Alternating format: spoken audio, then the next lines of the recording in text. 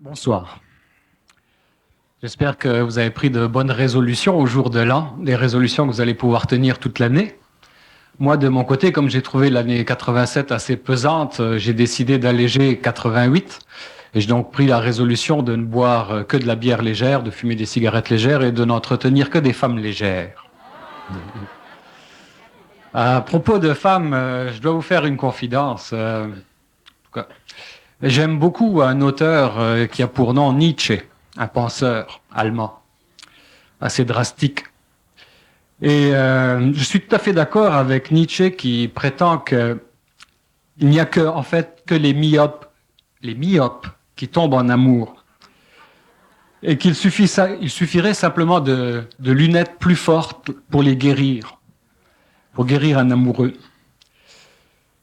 Mais c'est vrai ça qu'avec, si on avait de l'imagination assez puissante là, pour se représenter un visage, une taille, un caractère vieilli de 20 ans, là, on passerait certainement bien, à travers bien des affaires sans problème. Moi, si j'avais connu ma femme 20 ans plus tard, je ne l'aurais pas épousée 20 ans plus tôt. Puis aujourd'hui, je ne serais pas bigame, je ne serais pas pogné avec deux femmes, mon épouse puis ma belle-mère. Cette sacrée belle-mère, quel karma. Puis c'est un karma double pour moi, un double signe, double karma. Ma seule consolation, c'est de savoir que bientôt le libre-échange avec les Américains, ça va être effectif. Puis croyez-moi, ce jour-là, là, je serai le premier sur les lignes le matin à 5 heures là, pour aller échanger ma belle-mère aux Américains contre n'importe quoi. Une caisse de Budweiser ou de Coke, n'importe quoi. Mais ça, c'est entre nous, là, c'est un tuyau que je vous donne, c'est une primeur, ça. Il paraît qu'aux États-Unis, ils projettent déjà de recycler les belles-mères canadiennes, pour les envoyer dans le Golfe Persique, pour les opérations de déminage à la place des phoques qui commencent à être fatigués. Là. Puis c'est grâce à nous qu'ils vont la gagner, la guerre du Golfe. Parce que l'ayatollah Khomeini, là, il sera jamais capable d'aligner assez de mines, autant que nous, on sera capable d'aligner de belles-mères dans la province. Par patriotisme.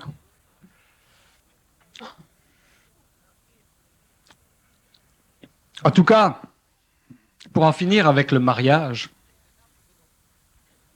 et pour en revenir à Nietzsche, c'est bien évident que l'homme n'est pas fait pour vivre avec la femme. D'ailleurs, c'est bien pour ça que de ces temps-ci, on parle tellement des hommes à chevaux. Tout le monde cherche des alternatives.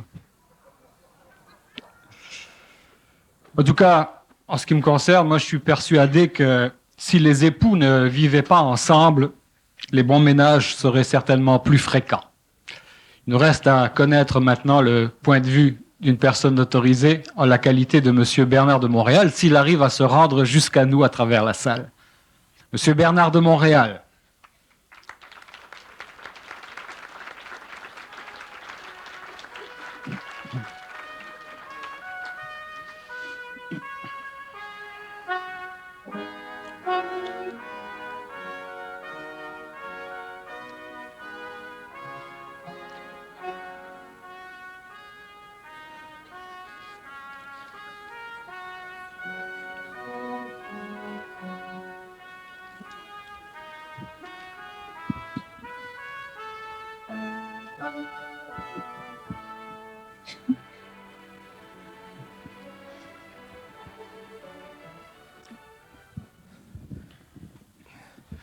Il fait froid au Québec. Hein? Il fait froid au Québec. Oh.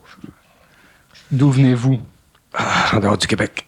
En dehors du Québec. C'est pour ça que vous êtes arrivé en retard. Il paraît que le douanier vous a demandé si vous aviez quelque chose à déclarer. Ce qu'il ne faut jamais faire avec Bernard de Montréal, ça risque de prendre 7 ou 8 heures avant qu'il ait terminé sa déclaration. Puis content d'être revenu au Québec quand même pour parler du couple. Une fois de plus. Oui. Puisqu'on nous a demandé en 88 de faire l'effort d'aborder encore ce sujet-là de façon plus répétitive, c'est qu'il existe un problème fondamental et qu'on n'a peut-être pas touché le problème encore puisque les gens ne sont pas satisfaits qu'ils reviennent et qu'ils reviennent toujours sur la question du couple. Il y aurait donc plusieurs façons de l'aborder ce soir. Moi, ce que je voulais vous proposer, c'est la présence de Nietzsche, qui est reconnu comme étant une personne qui a abordé justement les problèmes humains de la communication dans le couple et qui avait un point de vue très particulier. Et tout au long de sa vie, il a tenu son livre de bord et au moyen de petits aphorismes, de petites phrases très courtes, il évaluait la situation concernant les rapports entre les hommes et les femmes. Ce qui pourrait être intéressant, j'en ai sélectionné une dizaine de ces aphorismes. J'aurais aimé que Nietzsche soit présent, qu'il s'exprime, et que vous fassiez un commentaire sur ces aphorismes. Peut-être que de cette façon-là, on va voir ce qui ne fonctionne pas au niveau de la relation homme et femme, d'une façon différente. Il va me demander, c'est quoi la question? Voulez-vous que je vous le présente autrement? On passe 20 ou 30 ans de vie commune, de conflits perpétuels dans le mariage, de guerres de tranchées, de guerres d'ego, de concessions, de frustrations, de compromis et tout ça, pour en arriver au bout de 30 ans à savoir ce qu'on veut, c'est-à-dire la paix. Comme quand on était célibataire. Puis pourtant, la société valorise que le mariage et jamais le célibat. Puis le mariage, c'est quoi? C'est une institution humaine. Si on regarde dans la nature, c'est pas évident, pas flagrant. Puis si on regarde les civilisations qui nous ont précédés, les hommes avaient 7, 8, 10, 12 femmes. Il y avait la communauté qui élevait les enfants, ou la tribu, un groupe. Puis tout ça, ça a tourné au vinaigre lorsqu'on a institutionnalisé cette union et qu'on en a fait le mariage. On est prêt pour les aphorismes? Oui, on y va.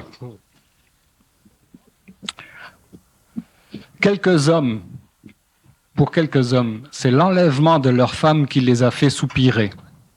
La plupart des hommes, c'est que personne n'ait voulu leur enlever.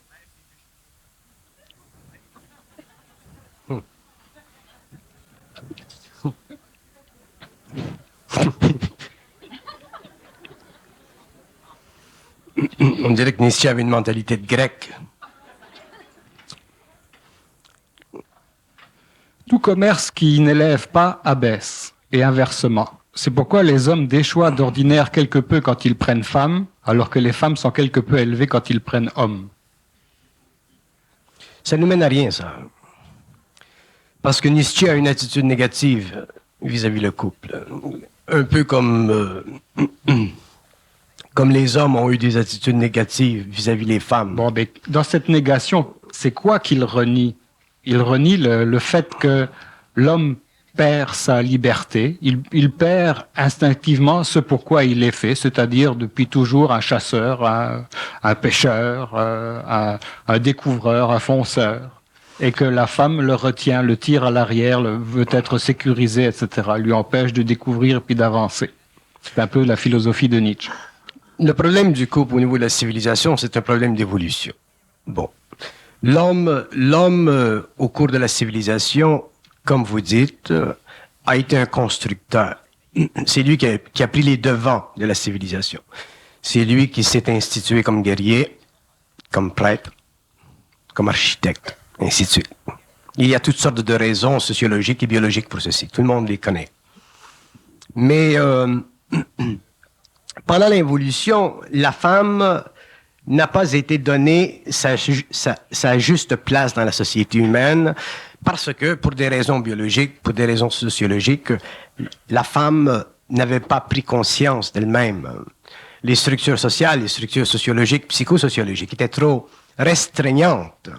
Donc, le monde que l'homme socialement ou sociétalement ou légalement a créé, c'est un monde qu'il a créé en fonction de la myopie psychologique de son moi.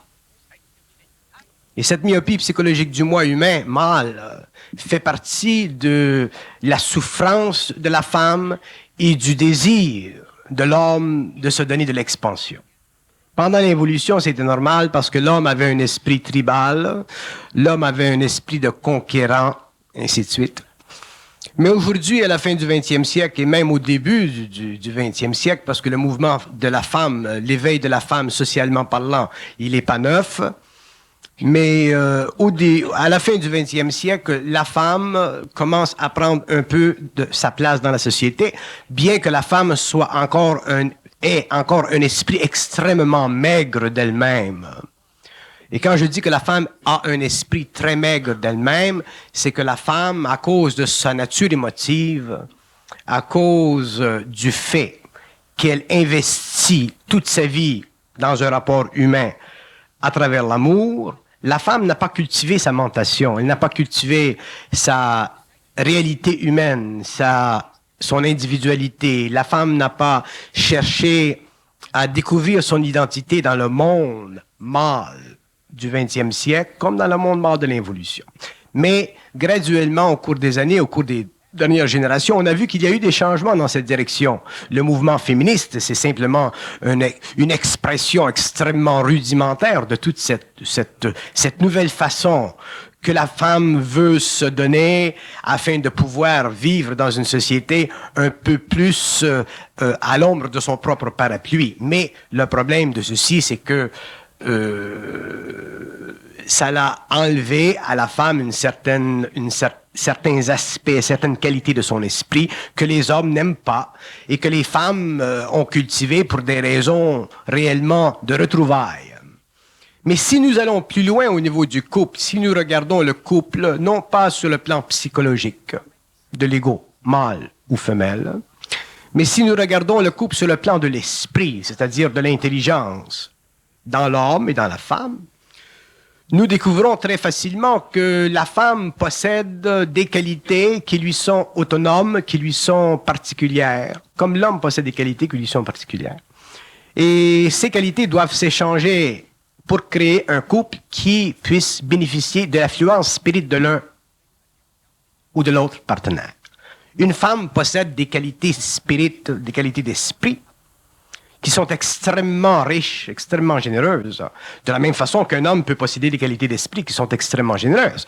Mais l'homme aujourd'hui, ou la femme, génériquement parlant, vivent leur vie mentale, leur vie psychologique à partir de la mémoire, en fonction de la mémoire de la race.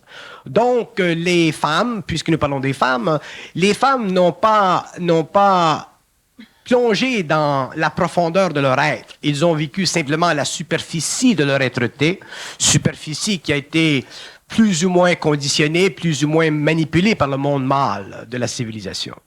Et ceci n'est pas pour la femme un territoire nerveux parce que la femme ne peut pas découvrir sa réalité en fonction des paramètres sociologiques ou psychologiques que l'homme lui permet de découvrir.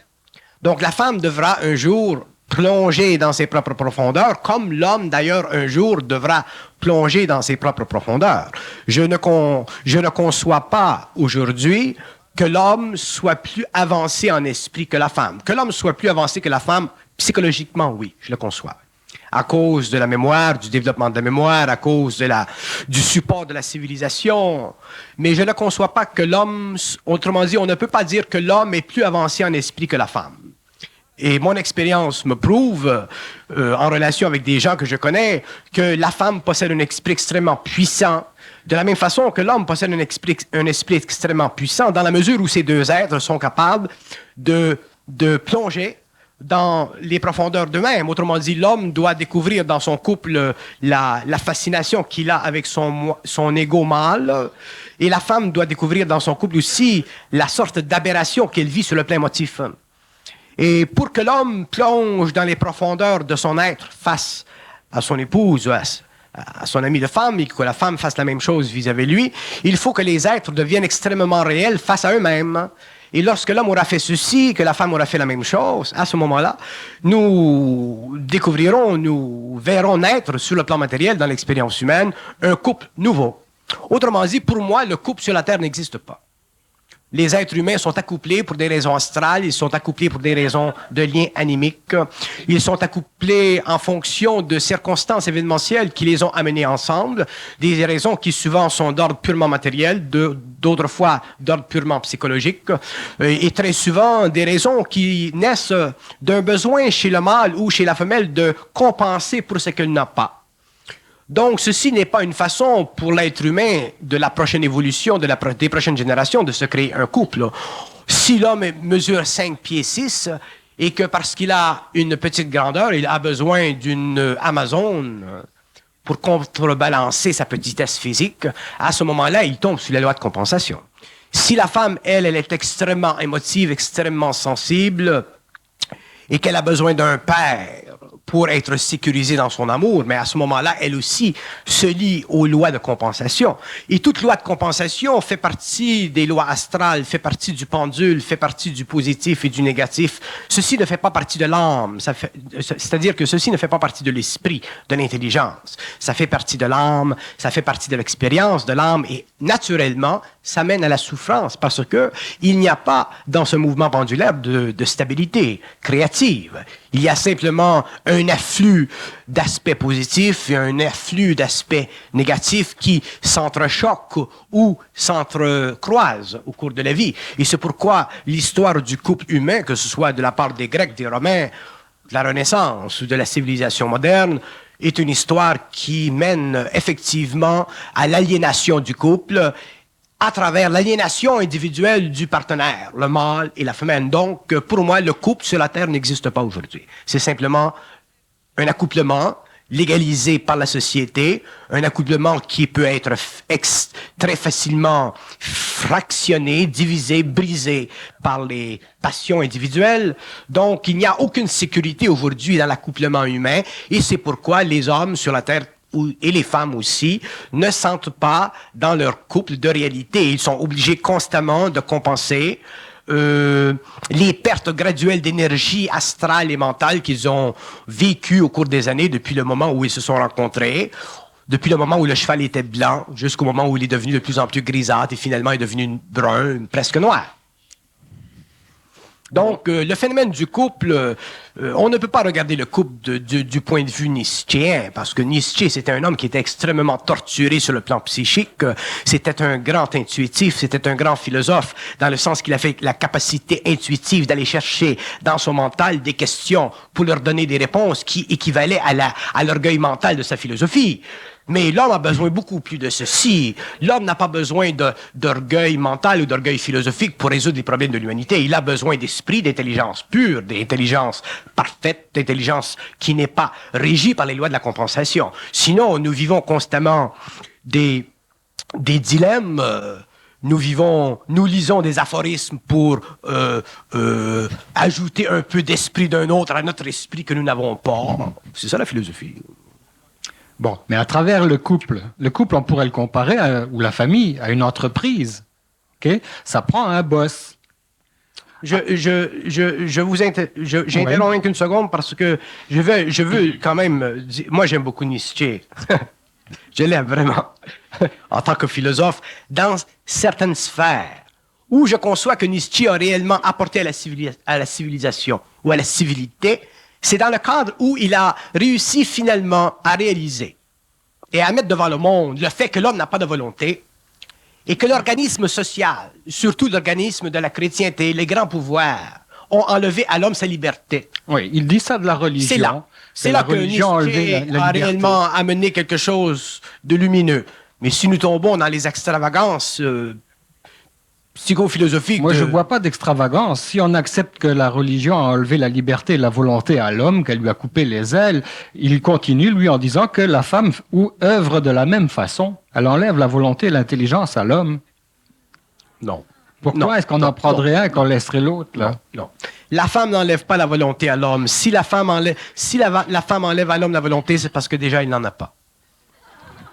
Bon. Et à travers les mouvements de revendication du féminisme, on arrive à quoi? C'est pas la femme qui se découvre une nouvelle identité personnelle, elle n'est pas à la recherche de son identité, elle est en train de prendre l'identité de l'homme. Et la contestation dans le couple se fait aujourd'hui au niveau de la prise de décision. Il n'y a plus de boss, il y a deux boss, il n'y a plus de décision. C'est ce que je disais. Pendant l'évolution, la femme vivait sous l'identité ou l'empire de l'homme. Au début du 20e siècle, fin 19e siècle, la femme a commencé à prendre un peu plus de place, mais c'était une place qui n'est pas réelle. Donc, la femme se retrouve aujourd'hui encore carriériste, féministe, mais seule. Donc, ce n'est pas une solution, ou totalement libertine, ce qui n'est pas résolution à son problème. Donc, je suis totalement d'accord avec la position que vous développez en ce qui concerne la femme évolutive, mais moi, je ne m'occupe pas de la femme de l'évolution. Je ne m'occupe pas de la femme des Grecs, des Romains, de la Renaissance ou du 19e siècle. Je ne m'occupe même pas de la femme du 20e siècle. Je m'occupe de la femme du 21e siècle. C'est la femme du 21e siècle qui m'intéresse dans mes écrits. Je projette vers le 21e, 22, 23, 24e siècle. Pour l'homme, c'est la même chose. Parler du passé, pour moi, c'est une perte de temps. Déjà, on est effondré. Donc, on a besoin de se reconstruire. Donc, nous avons besoin d'une vision globale, créative, intégrale de l'avenir et non pas une perception au-dessus de notre épaule pour regarder ce que le passé nous a donné ou le passé, ce qui nous a violés. Le passé, il est mort, il est fait. La femme, elle est foutue, l'homme aussi. Donc, nous devons regarder vers l'avenir et regarder qu'est-ce que le couple doit être. Mais nous ne pouvons pas regarder ce que le couple doit être en prenant des positions philosophiques, psychologiques, sociologiques fondées sur le passé, en allant chercher dans les philosophies ou les thèses qui ont simplement abîmé l'esprit humain. Nous devons projeter notre esprit dans l'avenir avec la puissance mentale que nous découvrirons à partir du moment où nous serons capables d'entrer dans nos propres profondeurs. À ce moment-là, nous regarderons le passé et nous dirons, ben, ça c'est le passé, c'était comme ça, l'Église, elle a fait ce qu'elle devait faire, c'était très bien, c'était essentiel, c'était nécessaire. Mais dans l'avenir, il y aura autre chose. Les gouvernements ont fait telle chose, c'était nécessaire, c'était essentiel. Dans l'avenir, il y aura autre chose. Donc l'homme ne peut plus se permettre aujourd'hui, s'il regarde son couple, de le regarder en fonction des idéologies anciennes, antiques, passées. Il doit regarder le couple en fonction de sa pensée créative, non idéologisée, basée sur la réalité de son être, comme la femme doit faire la même chose. Et lorsque la femme se regardera dans la profonde d'elle-même et qu'elle aura la force émotive et mentale de surgir au-delà de son armature d'émotion, et que l'homme aura la capacité aussi d'aller au-delà de son armature mentale, à ce moment-là, nous aurons un couple qui pourra finalement vibrer à l'esprit et non plus vibrer à l'ego, non plus vibrer à la psychologie et non plus vibrer aux idées ou aux aphorismes anciens, antérieurs. C'est une perte de temps. Mais est-ce que c'est pas une perte de temps d'entrevoir la structure du couple de l'avenir qui n'est pas applicable aujourd'hui dans le présent, tel qu'il n'est pas applicable dans le passé, aujourd'hui dans le présent? Tous les hommes qui ont été le moindrement créatifs dans le passé, comme tous les hommes qui sont le moindrement créatifs dans le présent, sont des êtres qui forcément doivent travailler avec le temps et exposer dans le temps des vues qui dans le temps seront vécues par l'humanité. Si vous regardez les penseurs, les grands penseurs, les hommes qui ont éclaboussé un peu le génie humain atrophié par le passé, ce sont des êtres qui étaient automatiquement en devance de leur temps.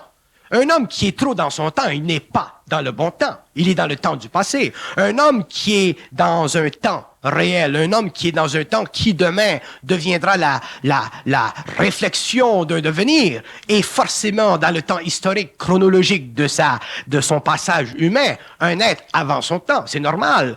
Vous ne pouvez pas prendre les dictées d'un esprit qui est supratemporel. Vous ne pouvez pas prendre les dictées d'une mentation qui ne s'exerce pas à travers le fruit de la pensée passive, subjective, colorée par le passé.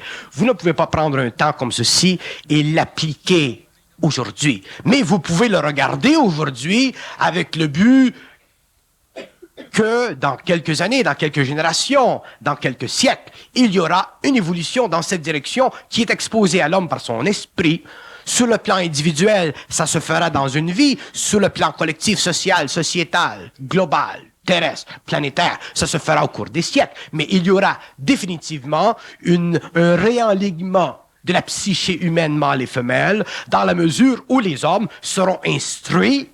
Et quand je dis instruits, je veux dire expliquer à partir de l'esprit les lois du rendement psychologique de l'ego, mâle et femelle. À ce moment-là, les hommes, les femmes, graduellement, selon leur force intérieure, selon leur clarité, selon leur intuition, ainsi de suite, selon l'élévation de leur propre esprit, pourront aller chercher dans cette réserve absolument infinie d'énergie créative des aspects qui leur seront fondamentaux, qu'ils pourront rendre siens et qu'ils pourront utiliser d'une façon créative et voir que effectivement l'esprit ne trompe pas, mais que l'ego, que l'âme déçoit constamment. Alors, il faudrait commencer par préciser ces aspects, voir quelle est la différence fondamentale qu'il peut y avoir entre le couple planétaire et le couple vibratoire que vous annoncez. Le couple planétaire, c'est un couple qui a été créé en fonction des aspects psychologiques, subjectifs de la conscience mâle et femelle, en fonction d'une programmation anémique. Autrement dit, tu vas dans un restaurant un soir, tu t'enfarges dans une porte, la waitress vient te chercher, elle te fait un bandage, tu tombes en amour et tu restes pour le restant de tes jours accroché à elle, ou tu restes pour quelques semaines accroché à elle. La vie, c'est comme ça. Et les gens dans la salle qui ont rencontré femmes, qui ont rencontré hommes, vont se rappeler qu'effectivement, ils se sont rencontrés quelque part dans la vie à travers une expérience qui a été fortuite. Et quelque chose de drôle s'est passé, le coup de foudre est venu et tout ceci. Mais le coup de foudre, c'est ce qu'il y a de plus dangereux. Parce que le coup de foudre, c'est le coup de la foudre. Et la foudre, elle vient de où? Elle vient des dieux. Les dieux, c'est quoi? C'est l'âme. Donc, à partir du moment où tu rencontres quelqu'un et tu as le coup de foudre, il faut faire attention. Parce que tous les gens que je connais, moi, qui ont eu le coup de foudre, au bout de quelques années, on s'aperçoit que la foudre, elle est devenue extrêmement ténue. Beaucoup de ces gens-là sont demeurés mariés parce que les institutions les ont gardés ensemble. Mais la foudre n'a pas maintenu son feu. Donc, le coup de foudre, c'est très, très, très dangereux parce que le coup de foudre, ça fait partie de l'énergie de l'âme qui se déverse à travers l'ego, qui fait se cimenter l'homme et la femme à travers une émotivité passionnée, basée sur une quête d'une maladie universelle que j'appelle le bonheur. Et le bonheur, c'est une infraction à l'esprit. La joie, ça fait partie de l'esprit. Le bonheur, c'est le mouvement de l'âme à travers l'émotion. Et les hommes ont cherché pendant les siècles, ont fait la poésie du bonheur. Et les hommes, au cours de l'expérience, ont réalisé dans leur philosophie, dans leur vie personnelle, que le bonheur, c'est comme du sable, ça vient, ça va, ça vient, ça va. Donc, si les hommes savent que le bonheur, ça vient, ça va, ça vient, ça va, pourquoi les hommes continuent à chercher le bonheur? C'est con. Donc, ce n'est pas dans le bonheur que l'homme va réaliser son esprit. C'est dans le bonheur que l'homme va réaliser les pulsions de l'âme. Ça, je suis d'accord. Mais les pulsions de l'esprit, le mouvement de l'esprit, ce n'est pas dans le bonheur, c'est dans la paix. On devrait au moins, lorsqu'on fait une rencontre, pouvoir se poser la question, est-ce que je vais être capable d'entretenir une bonne conversation pendant 30 ans avec cette personne? À ce moment-là, le coup de foudre serait remis en question. Non, parce que ça c'est encore parce que c'est un perpétuel dialogue. C'est approcher le problème à partir d'un besoin psychologique. Le type, il rencontre une fille, lui, il aime parler, il est philosophe, il est allé à l'Université de Montréal, il rencontre la fille et il mesure si elle est capable de parler de Nietzsche. Si elle parle de Nietzsche, il la marie. Vous comprenez? Mais s'il rencontre une fille qui a de l'esprit, qui a du cœur, qui a de la sensibilité, qui n'est pas casse-pied pour lui, admettons qu'il n'aime pas les casse-pieds, oui. Mais elle ne lit pas Nietzsche, elle ne connaît pas Nietzsche, elle prononce le mot Nietzsche à l'envers et tout ça, il vient tout comme ça, il la met de côté. Et pourtant, s'il avait passé au-dessus de son affabulation pour Nietzsche, il aurait probablement découvert une grande femme pour lui-même. Donc ça, c'est encore l'âme, c'est toujours les jeux. Moi, je me rappelle quand j'ai rencontré mon épouse en 69. D'accord, je suis d'accord que j'avais des facultés déjà paranormales, dans le sens que j'étais voyant, ainsi de suite. Tout m'était annoncé d'avance. Bon. Mais j'étais un homme quand même qui avait une grande éducation. J'étais à l'université pendant des années. J'avais beaucoup lu quand j'étais jeune. J'étais réellement un intellectuel quand j'étais jeune. J'étais comme vous. Il y a de l'espoir. Et quand j'ai rencontré ma femme, je lui ai demandé 3 questions très simples. J'ai dit, est-ce que vous aimez les voyages? Elle a dit oui. J'ai dit, vous aimez le cinéma? Elle a dit oui. Et j'ai dit, vous aimez d'autres choses, je sais pas quoi. C'est pas ce que vous pensez. Et elle a dit oui. Alors, et je lui ai dit, il y a des possibilités. Je lui ai pas demandé qui étaient les grands acteurs de cinéma, quel était son acteur préféré, quel était le pays qu'elle préférait le plus. Elle n'était jamais allée nulle part. Anyway. Elle venait d'une petite ville au Québec. Et comme elle aimait ce que moi j'aimais, à ce moment-là, bon, c'était à moi de l'amener en voyage, c'était à moi de l'amener au cinéma, et c'était à moi de lui faire vivre la 3e chose dont je ne me rappelle pas. Et nous nous sommes bien entendus. Mais si j'avais cherché une femme qui était psychologue, philosophe, PhD, comme j'en connaissais d'ailleurs, grande femme parce que moi je suis petit homme, à ce moment-là, aujourd'hui, je serais probablement pris avec un problème psychologique à la Rambo. Donc, je n'ai pas ce problème. Et j'ai découvert que ma femme ne me cassait pas les pieds, elle était très sensée. Alors, toutes ces qualités que mon intuition, que mon esprit me faisait percevoir chez elle, au cours des années, ces qualités sont demeurées permanentes parce que l'esprit est permanent chez une personne. Mais si j'avais cherché à la forcer ou à la mettre à la mesure de mes désirs égoïques intellectuels, quelque part, je me serais tanné. J'aurais dit, bon, mais ça me prend une femme qui est beaucoup plus verbose, qui parle beaucoup plus de Nietzsche ou de Saint-Thomas d'Aquin. Mais lui, je lui disais, tu connais Nietzsche? Qui ça? Elle pensait que c'était le pharmacien, Nietzsche. Et pourtant, aujourd'hui, après 15-16 ans d'évolution, de transmutation interne, ma femme est devenue une très grande voyante qui aide beaucoup de personnes. Et son avenir, sa créativité, le pouvoir de son esprit à travers son mental est au niveau de cette voyance qu'elle a aujourd'hui, qu'elle a beaucoup souffert pour découvrir, mais qu'elle a. Et ça, c'est son PhD. Donc, chaque être humain a sa possibilité, mais il faut que nous, les hommes, nous donnions à nos femmes la possibilité de se découvrir. Et pour que nous, les hommes, donnions à nos femmes la possibilité de se découvrir, il faut que nous, les hommes, cessions d'être des emmerdeurs. Donc, ce ne sont pas les hommes, les femmes qui emmerdent les hommes, ce sont les hommes qui emmerdent les femmes.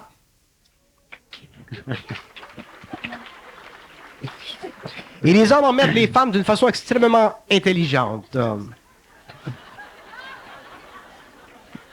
Les hommes emmerdent les femmes parce qu'ils sont présidents de compagnie, ils ont des doctorats, ils sont les constructeurs, ils sont ceux qui détiennent le pouvoir, ils sont ceux qui détiennent le portefeuille, ils sont ceux qui détiennent tout. Et la pauvre, elle ne détient rien. Et lui, le grand, lui dit, écoute, c'est grâce à moi si... Et c'est grâce à moi si tu portes une robe comme ça. C'est grâce à moi si tu as des pendants d'oreilles de cette longueur-là. C'est grâce à moi si tu as même des enfants. Donc, qui est-ce qui emmerde qui? C'est les hommes. Les hommes sont de grands emmerdeurs, mais qui ne reconnaissent pas leur faculté d'emmerdeur. Ce sont des êtres qui ne sont pas prêts à abaisser la vision qu'ils ont d'eux-mêmes, parce que le passé, la mémoire, la civilisation les a glorifiés. La civilisation a glorifié l'homme. Elle a fait de lui, dans sa poésie, dans sa philosophie, dans ses sculptures, un être, un héros. Elle a donné à César, elle a donné à Napoléon, elle a donné à tous ces grands êtres, d'accord, des virtuosités qu'ils avaient en ce qui concerne leur capacité de donner à la civilisation. Mais elle n'a pas pu donner à l'homme cette virtuosité qu'il devrait avoir, celui de donner à son couple. Donc les hommes ont été ensemencés, ils se sont ensemencés, pas ensemencés, encensés. Encensés, oui. Encensés, oui. C'est le mot correct, ça. Les hommes se sont encensés, ils sont donné la gloire pendant des siècles parce que, effectivement, ils ont créé de grandes choses, de belles choses. Mais ils n'ont pas donné à la femme la chance de réaliser qu'elle aussi peut créer de grandes choses.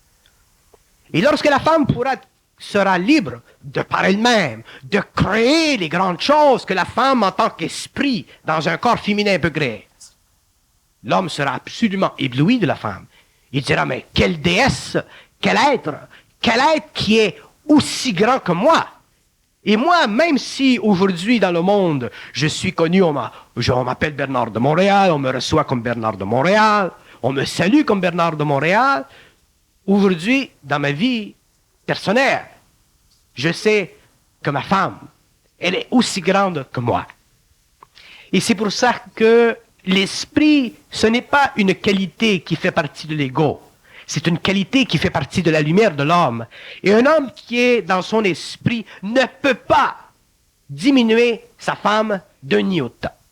S'il est dans son ego, s'il est dans l'âme, s'il fait une expérience d'âme avec la femme, oui, il peut la diminuer, il peut se donner toutes les raisons au monde pour la diminuer. Mais s'il est dans son esprit, il lui est impossible de diminuer sa femme d'un iota. L'esprit n'a pas de sexe. L'esprit est en dehors du temps humain. L'esprit n'a pas de conditions humaines. L'esprit, avec l'évolution, se fusionne avec la matière. L'esprit, c'est la lumière, autrement dit, c'est l'intelligence. Il n'y a pas dans l'esprit d'émotion. Donc, l'homme et la femme qui vivent de leur esprit ne peuvent pas partager les vues du couple de l'humanité involutive. Donc, ils ne peuvent pas vivre leur couple à la mesure de l'involution. Ils sont obligés de vivre leur couple à la mesure de leur propre esprit. Et dans l'avenir, lorsqu'il y aura ce couple nouveau, lorsque le couple humain, le couple réel sortira du laboratoire humain, à ce moment-là, nous verrons que l'homme et la femme se partagent des tâches égales dans la formation du couple et qu'un a totalement un territoire et que l'autre a totalement un territoire et que ces deux territoires forment une surface parfaite où les deux êtres sont unis dans leur esprit et où l'ego de l'homme et l'ego de la femme n'entrent plus en jeu pour former ou déformer la réalité de leur union. Ce serait quoi ces territoires-là, respectivement, pour l'homme et la femme? Ce territoire fait partie de la sensibilité de l'homme, il fait partie de la sensibilité de la femme. Regardons votre couple. Si on expose votre couple... Mais ça, c'est pas un modèle, ça. J'aimerais que vous preniez le vôtre en exemple, pas le mien. Non, on peut prendre n'importe quel couple. Je prends le vôtre pour expliquer simplement. On pourrait prendre n'importe quel couple dans la salle. Je prends le vôtre parce que c'est un couple intéressant. Bon. Vous regardez votre femme. Votre femme, c'est une femme qui a de l'intelligence. Elle est limpide. Elle a de l'esprit. Elle n'a pas de vanité. Elle a une fierté. Elle est jeune d'esprit. Elle aime s'amuser. Elle a le rire facile. Elle a de la spontanéité, elle a de l'humour. Elle a un peu de sérieux qu'elle perd graduellement. Donc tout ceci, chez elle, crée pour vous de la vitalité. Et ça vous a pris 1 an pour vous en apercevoir. Moi, ça m'en a pris une 30aine d'années pour voir ce que vous voyez là. Bon, je vous explique. Bon, prenons votre cas. Vous avez de l'intelligence, vous avez de l'esprit, vous avez de la subtilité, vous aviez de l'arrogance. Il y en a de moins en moins. Je suis encore capable de me rendre détestable pour les besoins de la cause. Non, j'explique simplement le phénomène de l'évolution. Donc, dans la mesure où vous aviez de l'arrogance, ce qui était normal, parce que l'ego qui n'est pas encore entré dans sa profondeur, il a simplement la mesure de ce qu'il a. Avec le temps, plus de lumière, moins d'arrogance, plus de vertu dans l'intelligence. Donc, la femme commence à relaxer. Hein? Donc, à ce moment-là, quand les deux êtres commencent à rentrer dans leur esprit, la dualité du couple commence graduellement à s'effacer. Il vient un temps où on ne sent plus on vit une vie de couple. On sent qu'on vit une vie ensemble. Il y a une différence.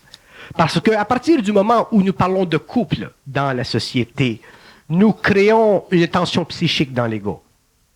Mais à partir du moment où nous parlons de vivre ensemble, de goûter ensemble, le terme couple n'existe plus. Moi, je ne considère pas ma relation avec ma femme comme une relation de couple. Je considère ça comme une relation de vie ensemble. Et comme c'est une vie ensemble, à ce moment-là, je ne me sens pas accouplé. Mais je ne me sens pas non plus découplé parce que nous vivons une vie ensemble. Donc, le terme couple devrait être simplement utilisé pour des raisons sociologiques, mais jamais pour des raisons de définition de rapport humain. Mais si nous parlons de vivre ensemble, si nous exprimons ensemble sous le vocable de cette vibration neuve du mental, nous ne sentons plus la polarité, nous la brisons la polarité, et éventuellement nous sommes bien. Donc, l'homme découvrira ceci à partir de son esprit. L'homme ne découvrira pas le couple réel à partir des études sociologiques. Il découvrira le couple réel à partir de son esprit, de la même façon qu'il découvrira les nuances de son ego à partir de la pénétration de son esprit. Mais quand nous vivons à partir de notre esprit, nous sommes obligés de vivre naturellement par rapport à quelque chose qui est de plus en plus abstrait et de plus en plus concret à la fois, et nous sommes obligés éventuellement d'admettre que c'est ainsi. Et si nous sommes capables d'admettre que c'est ainsi, à ce moment-là, nous entrons dans notre esprit, parce que l'esprit est très simple. Comment se prennent les décisions dans votre couple? Comment est-ce qu'elles se prennent? Des décisions dans notre couple? Comment décisions, par exemple, pour un voyage, pour acheter un meuble? Ok, c'est intéressant. Dans notre couple, on ne prend pas de décision. On crée des besoins. Donc, si moi je suis fatigué, moi et ma femme, nous sommes très, très ensemble. Donc, si je suis fatigué, c'est impossible pour elle de ne pas être contente d'aller en voyage. Le timing, c'est une affaire de timing. C'est une affaire de timing. Mais est-ce qu'il y a une répartition de l'autorité? Non. Non. Non. La répartition de l'autorité, ça fait partie du couple. Comment voulez-vous qu'il y ait répartition de l'autorité? Si ma femme est dans son esprit, elle a autant d'autorité que moi. Il vous arrive jamais d'être en désaccord? Non, c'est impossible. Une décision à prendre? Non. Il peut y avoir des nuances. Je donne un exemple. Il y a quelques années, nous devions, chez moi, mettre un tapis dans la maison. Beige. Elle voulait un tapis beige, mur à mur, tapis. Mais un tapis beige, mur à mur, c'est plat. Bon. Donc, moi, j'ai une grande sensibilité au niveau esthétique, et ainsi de suite. Elle le sait, puis elle converse bien avec ça. Bon. Alors, bon, OK, on fait rentrer le tapis beige. Mais j'ai dit, beige, dans toute la maison, ça va être beige. Le tapis beige rentre. Mais on peut travailler avec un tapis beige. Donc, un autre jour, nous sommes allés chez Lalonde, sur la rue, nous avons vu un tapis chinois qui était en vente. Un beau tapis qui était corsé comme du vin. Et nous l'avons acheté, nous l'avons jeté par-dessus le tapis beige. Donc, aujourd'hui, nous avons un tapis beige et un tapis chinois qui se marient très bien. Ils sont ensemble. Donc, elle était contente d'avoir le tapis beige, moi j'étais content d'avoir le tapis chinois, et ensemble, nous sommes contents d'avoir les deux tapis. Et c'est comme ça tout le temps. Bon.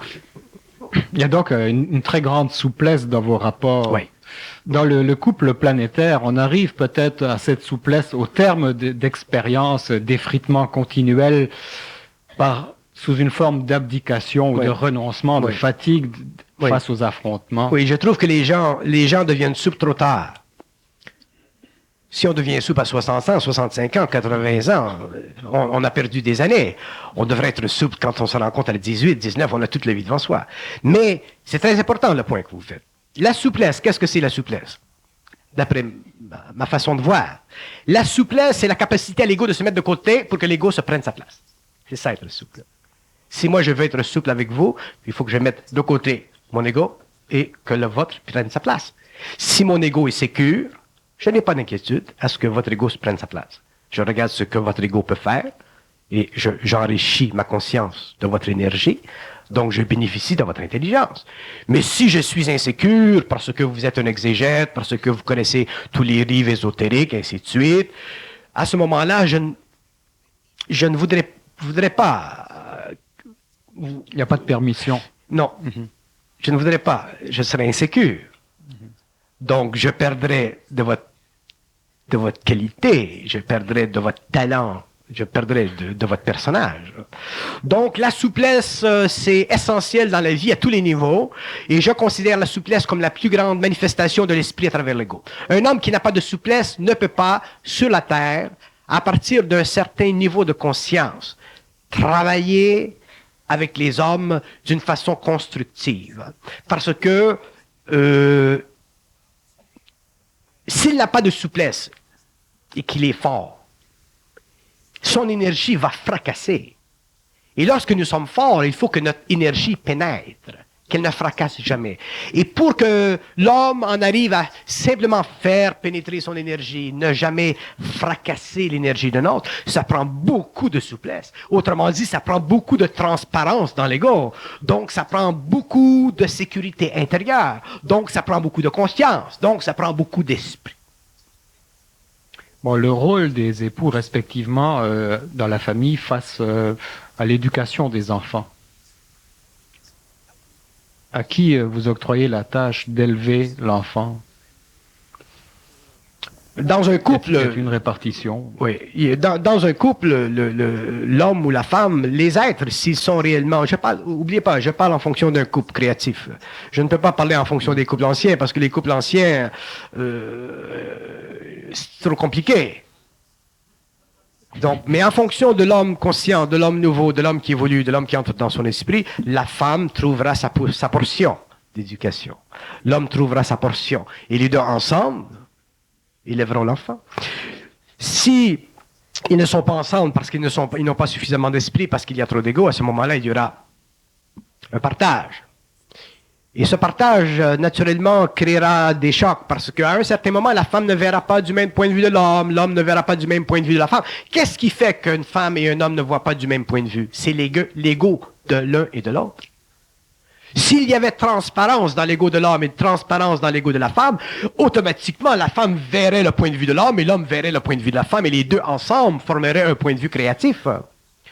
Donc, le problème dans le couple aujourd'hui, c'est que il y a trop d'égoïcité de la part de l'un et de la part de l'autre. Et les enfants en souffrent. Je vois souvent des mères qui vont traiter le phénomène de l'éducation d'une certaine façon, le père qui va le voir d'un autre œil, et l'enfant, lui, où va-t-il aller? Il va aller où ça lui plaît le plus. Mais si les deux sont dans le même esprit, dans leur esprit, qui est universel, donc le même esprit, le problème n'existe pas. Mais ça demande que l'homme et la femme prennent leur place respective, c'est-à-dire qu'ils prennent conscience de leur intelligence créative et non pas de leur intelligence égoïfiée. Il y a une grosse différence entre l'intelligence créative et l'intelligence égoïfiée. L'intelligence créative, elle est toujours limpide, elle est toujours flexible, et n'a pas de polluants. Tandis que l'intelligence égoïfiée, l'intelligence subjective, elle a des polluants. Vous vous imaginez une femme qui n'a pas d'éducation et un type qui a un doctorat en pédagogie. Qui est-ce qui va donner l'éducation à la maison? Le doctorat. Ben oui, et qui est-ce qui peut ruiner le plus l'éducation? C'est lui. La femme, elle valide après ses sentiments, tout son être qui vibre. Mais si lui, il lui tape sur la tête, et lui tape sur la tête, toi, tu es une conne, moi j'ai un doctorat, toi, tu fais simplement la vaisselle. Éventuellement, la femme, elle se renferme, éventuellement, elle perd de son intuition, donc les enfants perdent de ce contact avec elle, et finalement, c'est le bonhomme qui fait l'éducation. Et vous regardez le petit à 17, 20 ans, 21 ans, il est perdu.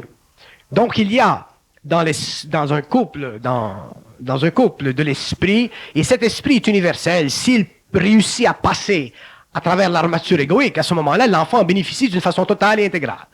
Moi, j'ai une fille, et je n'ai aucun problème au niveau de l'éducation avec cet enfant. Ma femme n'a aucun problème au niveau de l'éducation. Pourquoi? Parce que nous, au niveau de l'intelligence créative, nous partageons la même vibration. Évidemment, c'est moi qui va amener ma fille, c'est moi qui va établir les règles du jeu en ce qui concerne le besoin d'étudier l'italien, l'allemand, l'espagnol, le français, l'anglais, le russe. C'est moi parce que j'ai plus de formation que ma femme, ça va. Mais ma femme va être là pour supporter mon travail. Elle ne va pas dire, oh ben, c'est assez les langues. Donc, ça prend de l'esprit dans un couple. Et s'il y a de l'esprit dans un couple, les enfants vont en bénéficier. S'il n'y a pas d'esprit, les enfants, malgré tous les grands efforts des parents, les enfants, quelque part dans le temps, vont en souffrir. Et nous voyons nos propres êtres avant la conscientisation. Nous voyons il y a 30 ans, 40 ans, 50 ans. Nous voyons ce que nos pères et nos mères ont fait chez nous avec la meilleure volonté au monde. De la meilleure volonté au monde. Mais cette meilleure volonté, c'était une volonté qui était basée extrêmement sur des facettes égoïques qui étaient très souvent endurcies. L'autoritarisme paternel que la nouvelle génération a fait rejeter, ou la petite candidature de la femme, de la mère, qui n'a pas su prendre sa place, parce que l'homme était trop autoritaire, ainsi de suite. Donc les enfants ont manqué, quelque part dans leur vie, de ceci. Ils ont manqué de la chaleur de la mère, ils ont souffert de l'autorité du père. Je donne un exemple en général, parce qu'il faut regarder les êtres selon leur expérience respective. L'éducation d'un enfant, c'est extrêmement important parce que l'enfant choisit les parents quand il vient sur le plan matériel. Il choisit les parents en fonction de son expérience, de ce qu'il a besoin en tant qu'âme. Et si les parents sont conscients de tout ce processus évolutif, à ce moment-là, ils aident à l'évolution de l'âme de l'enfant. Ils amènent éventuellement l'enfant à un état d'esprit, de conscience qui dépasse la conscience purement anémique et il l'amène finalement à la reconnaissance de son esprit, donc à son identité totale et autonome et intégrale. C'est ça le but de l'éducation. Mais nous ne voyons pas l'éducation comme ceci. Nous voyons l'éducation comme, les enfants vont à l'école. Ce n'est pas ça de l'éducation. Envoyer les enfants à l'école, c'est une partie de l'éducation. Mais il y a des cordes chez l'enfant qui doivent être mises en vibration, qui doivent être mises en valeur. Il y a des enfants, par exemple, dans le monde qui ont des facultés musicales. Il faut sentir cette faculté musicale. Il y a des petits garçons qui ont des facultés pour telle chose, l'électricité. Ils jouent dans l'électricité à 7 ans, 8 ans. Ils cassent les fils. Il faut voir. Donc, il faut leur fournir graduellement les outils, il faut les amener. Ce que je reproche à l'éducation dans le monde occidental aujourd'hui, c'est que nous avons pris nos enfants et nous les avons mis dans la gueule du lion. Autrement dit, nous les avons envoyés dans la société qui éduque au large. Et c'est un affront parce que l'éducation académique est essentielle, évidemment. Mais un enfant devrait toujours être donné 2 voies d'accès à son éducation. Il y a des enfants qui vont aller très bien en mathématiques, en physique, en chimie à l'école. Ils vont aller à l'université. Mais il y a des enfants pour qui ces sujets n'intéressent pas. C'est d'autres choses pour eux. Peut-être ce sont les arts plastiques, peut-être ce sont des choses qu'ils doivent travailler pour un jour en arriver à avoir des boutiques, travailler de leurs mains, ainsi de suite, menuiserie, ainsi de suite. Donc, il faut donner à l'enfant le privilège, l'accès à 2 voies d'éducation. Une qui est totalement familiale, basée sur la sensibilité des parents, souvent même aidée par un clairvoyant, par une voyante qui va dire, ah ben, votre enfant, il a des facultés pour la musique, ou votre enfant, il a la faculté pour la peinture, ou il a la faculté pour, je sais pas moi, travailler de ses mains. Ensuite, alors, on envoie l'enfant dans cette direction et ça balance ses énergies. Il va à l'école, il apprend les chiffres, il apprend les lettres, mais un jour, il n'est plus intéressé à ces choses-là. Et il découvre que ce qu'il avait appris pendant des années, petit à petit, c'est ça qu'il voulait. Donc, on devrait créer 2 tracks pour l'évolution d'un enfant. Moi, j'ai ma fille. Vous voulez, avec votre permission, je parle de ma fille? Ça va? Bon, ma fille, par voyance, j'ai réalisé que ma fille avait une faculté musicale, donc je l'ai entraînée à aller dans cette direction depuis qu'elle est jeune. Ensuite, j'ai réalisé qu'elle avait des facultés au niveau sonore, au niveau de la linguistique, donc je l'ai entraînée depuis qu'elle est jeune, et aujourd'hui, elle a 14 ans, elle parle 5 langues. Ensuite, je lui fais apprendre des mathématiques, je lui fais apprendre ce qu'on apprend à l'école, le français. Mais le français, ça fait partie de ses langues. Donc, elle a simplement les mathématiques à apprendre. Et elle voyage avec moi, je l'ai sortie de l'école. Bon. C'est pas une résolution pour tout le monde, mais ça, c'est ma résolution. Mais ce n'est pas assez. Ce n'est pas assez. Elle a la formation, c'est bon. Mentale se développe, c'est bon. Elle a la musique. La musique, ça va être pour son plaisir personnel. Elle ne va pas nécessairement finir à l'Opéra de Paris. Bon. Donc, elle a de la musique pour ses moments de solitude, de sensibilité. Alors, je lui ai créé une job pour l'avenir.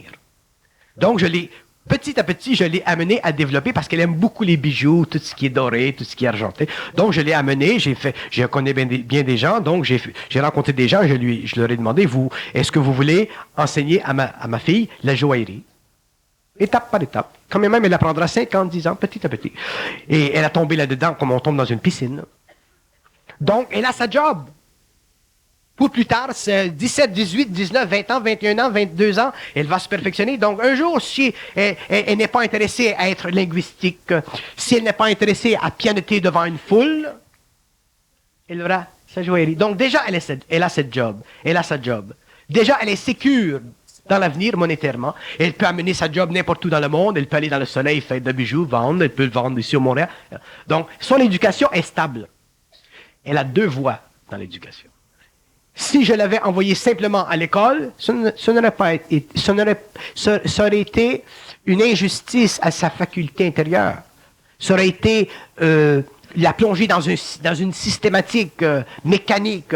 On se débarrasse de l'enfant, on a la paix quand il n'est pas là. Parce que ça prend beaucoup d'énergie garder un enfant à la maison pendant des années de temps. L'amener en voyage avec soi pendant des années de temps. Et surveiller qu'elle étudie. Maintenant, naturellement, elle est rendue autonome. Mais ça s'impose de l'autonomie. Ça ne vient pas naturellement. Donc, il y a un travail de 9 ans à 10 ans, à 11 ans, à 12 ans. Il y a toute une prise de conscience qu'elle doit prendre pour qu'elle puisse dire, bon, moi, je te donne un livre de russe, apprends ceci. Moi, je m'en vais, apprends.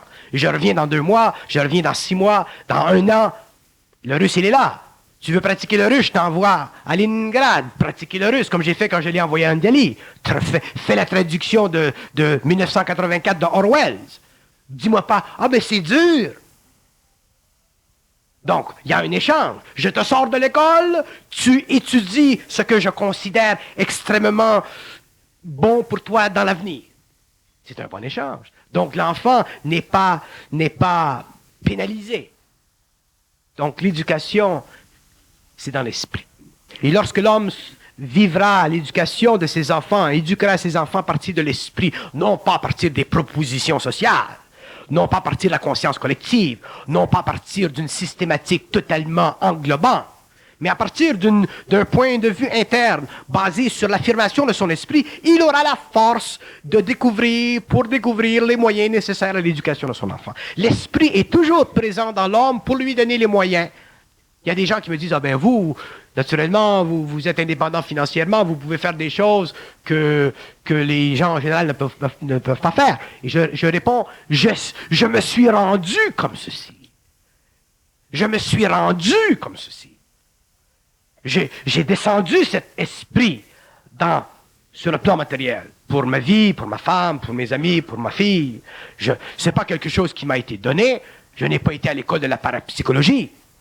Donc, il existe dans l'homme de l'esprit pour donner à l'homme ce dont il a besoin sur le plan matériel dans sa totalité. Mais avant que l'homme puisse bénéficier de son esprit d'une façon totale, il sera obligé, naturellement, et ça, on n'y peut rien, il sera obligé de vivre une transformation profonde de son être mécanique.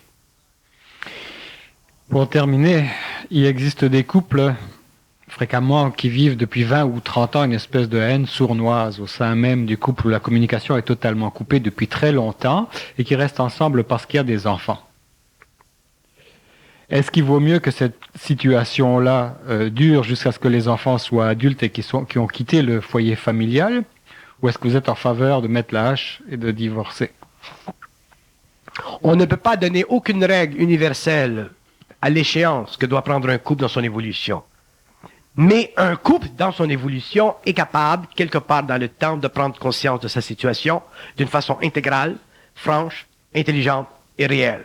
Et à ce moment-là, si le couple est réel, si le couple est intelligent, si les individus sont suffisamment intelligents, à ce moment-là, les enfants ne souffriront pas de ce qui se produit. Si le couple n'est pas intelligent, ensuite, les enfants en souffriront. Mais si le couple est intelligent et qu'à un certain moment, après des années, on réalise telle chose, mais c'est dans la mesure de chaque être. Un homme ne peut pas venir et dire, bon, vous, ça fait 30 ans que vous foutez la bagarre, vous devriez vous divorcer. C'est à chaque individu dans le couple de prendre la décision. Mais pour répondre ou pour ajouter à votre question, je dirais que dans la mesure où un couple devient réel, ou dans la mesure où un être devient réel, il faut que le couple devienne réel. Si un être dans le couple devient réel et que l'être ne devient pas réel, quelque part, la probabilité qu'il y ait scission dans le couple est très grande. Merci infiniment.